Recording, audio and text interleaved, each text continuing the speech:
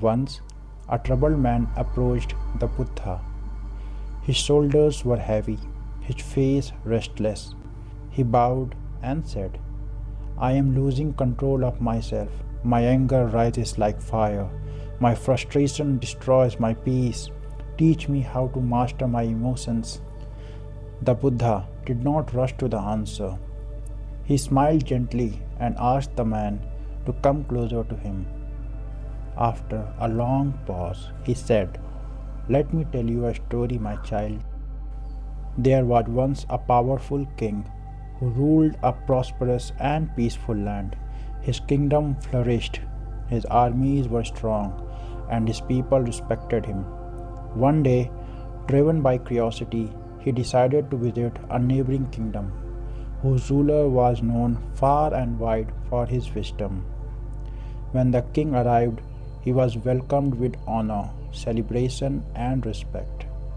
A magnificent feast was prepared: golden plates, fragrant dishes, and finest service. But as the king lifted his spoon, he noticed something small, a single fly floating in his soup. Instantly, his face hardened, his appetite vanished, his mood darkened. He slammed the ball aside and demanded another one. What was once a moment of joy turned into irritation and disgust. The wise king noticed this and calmly said, Your Majesty, please do not be upset. It is only a small fly. Surely, such a tiny thing cannot disturb a great king like you. The visiting king replied sharply, I cannot tolerate this. Even something small like a fly can ruin my entire mood. The wise king smiled, not with mockery, but with understanding, and said words that would echo far beyond that table. Your Majesty, it was not the fly that ruined your mood, it was your reaction to it. The fly had no power over you until you gave it power. Silence fell. He continued, In life, flies will always appear. Delays, insults, failures, betrayals, small ones and big ones. But the true measure of a ruler and of a human being is not what happens to him, but how he responds to that situation. You either command your emotions or they command you. That moment changed the visiting king. He returned home carrying not anger but awareness. From that day forward, he practiced the art of pause. When provoked, he breathed. When challenged, he reflected. When emotions rose, he chose restraint over reaction, and something remarkable happened. He became calmer in crisis. He made wiser decisions. His relationships improved. His kingdom grew stronger, not because the world became kinder, but because he became steadier.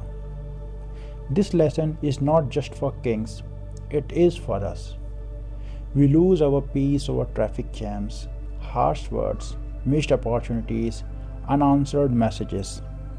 A careless comment from a colleague can ruin our entire day. A single mistake can make us doubt our worth.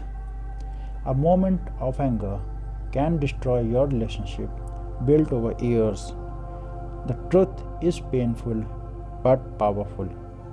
Most of our suffering is not caused by the event themselves, but how we react to them.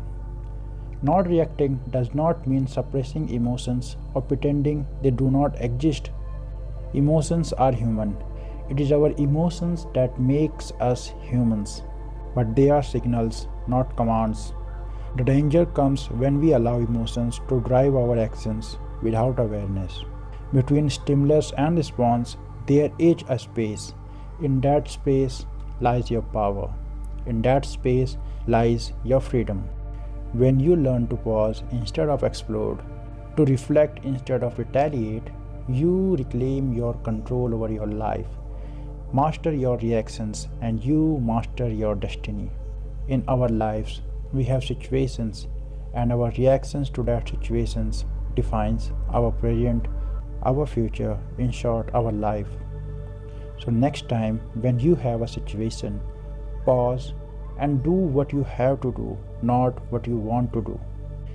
If you learned something today, do like our video and subscribe to our channel. I am living to motivate. Stay blessed.